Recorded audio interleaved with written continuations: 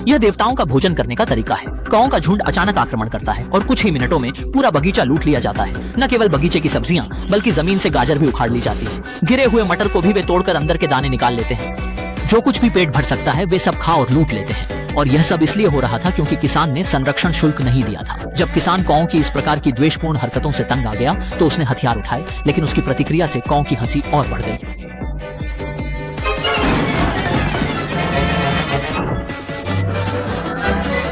स्थिति को नियंत्रण से बाहर जाते देख किसान ने एक घोषणा जारी की और भारी इनाम के साथ मदद मांगी। तभी वहां से एक भाई दोस्त की जोड़ी जो पुआल से बनी थी गुजर रही थी।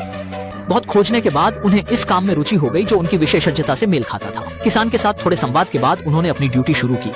पुआल से बने भाइयों ने पूरी लगन से काम शुरू किया, लेकिन छोटे कौओं ने उन पर मिट्टी फेंक दी और मौका देखकर कौओं के नेता ने आदेश दिया। हजारों की संख्या में कौओं ने अचानक आक्रमण कर दिया और कुछ ही पलों में पुआल भाइयों को तोड़ फोड़ कर समाप्त कर दिया। वे लोग पुआल से बने थे, इसलिए उन्हें बस अपना सिर ढूंढकर जिंदा किया जा सकता था, पर उन्होंने गलती से कद्दू को अपना सिर समझा और चलते चलते टकरा कर गिर गए। उसके बाद उन्होंने अपने सिर के लिए ततैया का घर उठाया, लेकिन ततैया ने उन्हें बख्शा नहीं और उनकी पीठ पर डंक मारा। ततैया के डंक से पुआल का भाई 3 फीट ऊंचाई तक उछल पड़ा। वह भागना चाहता था, लेकिन पत्थर से ठोकर लग गई। सौभाग्य से उन्हें सामान्य रूप से बहाल किया गया, मगर कौओं की हंसी से उनकी आत्मा कुचल गई। वे हर चीज छोड़कर जाने का फैसला कर रहे थे जब अचानक एक छोटा कौआ लकड़ी के ड्रम से टकराकर कुएं में गिर गया।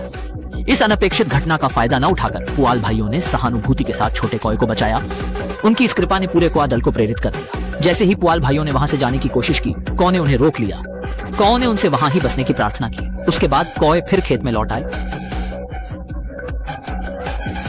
इस बार उन्होंने अधिक भोजन लौटाया और दिखाया कि वे बदल चुके थे। फिर इस घटना के बाद उन्होंने पुआल भाइयों से विदा ली और वापस चले गए। आखिरकार अपने नेक काम की वजह से पुआल भाइयों ने एक बेफिक्र जीवन जीना शुरू कर दिया।